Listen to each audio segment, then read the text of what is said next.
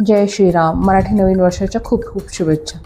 घरचं श्रीखंड बनवलं होतं आज मी. म्हणजे चक्का आमच्याकडे बुधा हलवाई म्हणून आहे फेमस. आम्ही नेहमी त्याच्याकडनं आणतो आणि मग त्याचं मी माझ्या आवडीच्या फ्लेवरनुसार घरी श्रीखंड बनवते. तर बघा, आम्रखंडही आणलं होतं. तर संध्याकाळी 1 किलो चक्क्याला 1 किलो पिठी साखरसुद्धा मी घरीच दळते. छान अशी एकसारखी मिक्स करून घ्यायची, जेणेकरून साखरेचे कण चक्क्यात मिक्स झाले की त्याला पाणी सुटतं. या पद्धतीने मिक्स करून ठेवायचं. एकदम होत नाही, ते 1-2दा आपल्याला करावं लागतं. तर या पद्धतीने 1 किलोला 1 किलो साखर घालायची. किती आंबट असू देत किंवा कमी आंबट असू देत, प्रमाण हेच ठेवायचं. आणि त्याच्यानंतर 1 तासभर झाकून ठेवायचं. बघा, त्याला असं पाणी सुटतं. त्याच्यानंतर पुन्हा एकदा हलवून घ्यायचं आणि रात्रभर झाकून ठेवायचं. मग सकाळी गरम गरम दुधामध्ये आपल्याला जेवढं केशर घालायचं असतं त्या काड्या विरघळवून ठेवायच्या. आणि बघा किती छान त्याला पाणी सुटलं. तर ते केशराचं केलेलं दूध आणि ॲडिशनल परत तेवढंच ग्लासभर किंवा वाटीभर दूध घालायचं, जेणेकरून जेव्हा आपण ते डीप फ्रीज करतो तेव्हा ते घट्ट होतं. तर मग जास्त घट्ट व्हायला नको आणि खायलाही छान सरसरीत राहायला पाहिजे पुरीसोबत म्हणून. आणि केशर, जायफळ आणि वेलची पूड या तिघांचं कॉम्बिनेशन अतिशय अप्रतिम लागतं.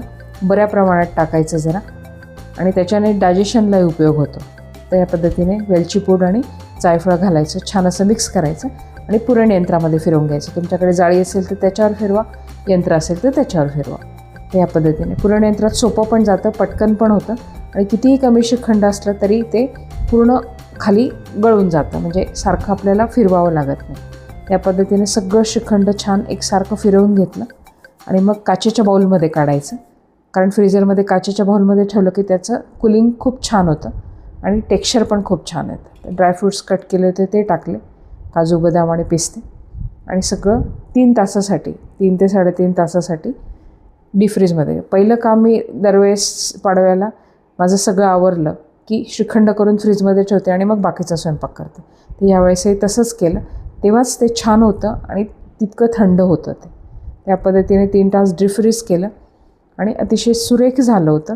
3 तासानंतर काढलं आणि मग बघा तुम्ही त्याची कन्सिस्टन्सी कशी झाली आहे ती. या पद्धतीने थोडंसं नैवेद्यासाठी काढलं होतं छोट्या चमच्याने. हे बघा, 3 तासानंतर असं ते घट्ट होतं, म्हणून त्याच्यात दूध घालणं गरजेचं असतं. तुम्ही नक्की ट्राय करून बघा. हे 1 किलोचं 2 किलो श्रीखंड होतं. आमच्याकडे खूप आवडतं. 2 ते 3 दिवस सगळेजण मनसोक्त खातात, म्हणून मी दरवेळेस करते. तुम्ही करून पहा, एन्जॉय करा आणि लाईक करा, शेअर करा, सबस्क्राईब करा.